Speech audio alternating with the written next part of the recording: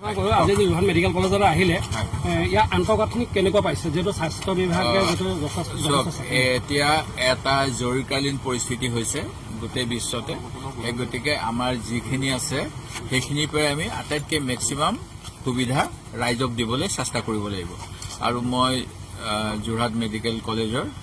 principal ছুপাৰিনটেণ্ডেণ্ট তেখেতসকলৰ লগত ইয়াত যিখিনি ফেচিলিটি দিব বিচাৰিছে এতিয়া সদ্যহতে সেইখিনি অলপ চালোঁ আৰু আজিৰ তাৰিখত আপোনালোকে গম পায় আমাৰ ৰাজ্যত স্বাস্থ্য বিভাগে যদিহে কৰোনা ৰোগী আহে তেতিয়াহ'লে তেখেতসকলক ট্ৰিটমেণ্ট কৰিবলৈ WHO গাইডলাইন অনুসৰি যিখিনি ব্যৱস্থা কৰিব লাগে তাৰ বাবে যত্ন কৰিছে আৰু যোৰহাটতো প্ৰায় 300খন বিচনাৰ ব্যৱস্থা কৰিছোঁ বুলি কৈছে যিটো প্ৰয়োজন সাপেক্ষে আৰু বঢ়াব পৰা যাব মই আশা কৰিম চৰকাৰে এনেকুৱা কোনো ভুল সিদ্ধান্ত নলওক যাতে এই বিচনাখিনি আমি ভৰাব লগা হয় বা বঢ়াবলগীয়া হয় আজি এটা তথ্য পাইছোঁ যে যি সময়ত 21 দিনৰ লকআউট এটা দিছিলে লকডাউন সেইখিনি সময়ত অসম চৰকাৰে যোৱাকালি কেবিনেট সিদ্ধান্ত এটা দিছে মাননীয় অসম চৰকাৰৰ উদ্যোগ মন্ত্ৰী তথা চৰকাৰী মুখপাত্ৰ মন্ত্ৰী চন্দ্ৰমোহন পাটোৱাৰী ডাঙৰীয়াই যোৱাকালি প্ৰেছক সম্বোধি ক'লে যে 1 তাৰিখৰ পৰা বাগান খুলিব অৰ্থাৎ অহাকালিলৈৰ পৰা আৰু খেতি পথাৰতো মানুহ যাব পাৰিব বুলি কৃষিমন্ত্ৰী অতুল বৰা ডাঙৰীয়ায়ো প্ৰতিক্ৰিয়া দিছে আৰু মথাউৰিসমূহ নিৰ্মাণ কৰিব বুলি কৈছে কিন্তু আমাৰ অসমীয়াত এটা কথা আছে দেহা থাকিলেহে বেহা সেই গতিকে আজি এটা নতুনকৈ ঘটনা হৈছে আপোনালোকে গম পাইছে যে অসমত কিছু মানুহ দিল্লীৰ পৰা আহি তেওঁলোকে গোপনভাৱে ইয়াত ঘৰত আছেহি সেই গতিকে চৰকাৰক মই আগতেও এবাৰ অনুৰোধ কৰিছিলোঁ যে আপোনালোকে যি সিদ্ধান্ত লয়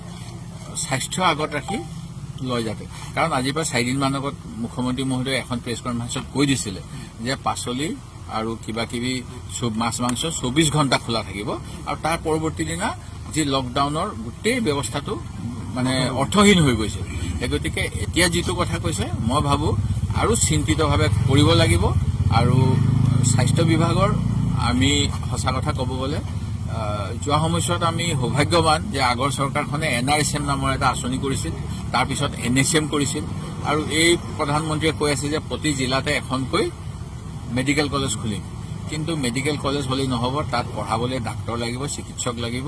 আগত যেতিয়া আমাৰ অসমত 2খন মেডিকেল কলেজ আছিল শিলচৰ মেডিকেল কলেজখন ঘোষণা হোৱাৰ পিছত তাৰ ষ্টুডেণ্টখিনিক কিন্তু গুৱাহাটী মেডিকেল কলেজত পঢ়িবলৈ দিয়া হৈছিল এতিয়া আমি সেই গতিকে হাফ ডক্টৰ হ'লেতো নহ'ব সেই গতিকে আমাৰ সম্পূৰ্ণ যাতে সকলো মানে আমাৰ এষ্টাব্লিছমেণ্টত সকলো ডক্টৰ থাকে সকলো চিকিৎসক মানে অধ্যাপক থাকে সেই কথাটো যত্ন দিব লাগিব আৰু যিখিনি আছে আজি মোক কৈছে ইয়াতে 21টামান বিভাগৰ সম্পূৰ্ণ চিকিৎসক আছে বা পঢ়াব পাৰে শুনি ভাল পাইছোঁ গতিকে আগন্তুক সময়ত যাতে আমাৰ এনেকুৱা কোনো বিপদ নহয় তাৰ বাবে আমি সকলোৱে যি ছ'চিয়েল ডিষ্টেঞ্চ মেইনটেইন কৰিব লাগে আৰু সজাগ হ'ব লাগে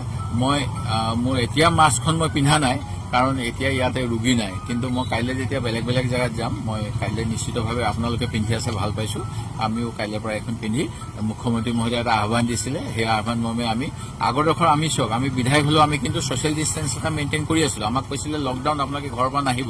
আৰু পৰহি দিনাখন মুখ্যমন্ত্ৰীয়ে এটা আবেদন কৰিছিল যে বিধায়কসকলে নিজৰ সমষ্টিলৈ গৈ তদাৰক কৰক আজি মোৰ লগত মৰিয়নি বিধায়ক কুৰ্মী ডাঙৰীয়াও আহিছে মই আহিছোঁ গুৱাহাটীৰ পৰা আৰু আমি আমাৰ সমষ্টি কিছু তদাৰক কৰিম আৰু তাৰপিছত যেনেধৰণে চৰকাৰে নিৰ্দেশ দিব দিম অসমৰ স্বাস্থ্য অসমৰ ৰাইজৰ স্বাস্থ্য আমাৰ সকলোৰে বাবে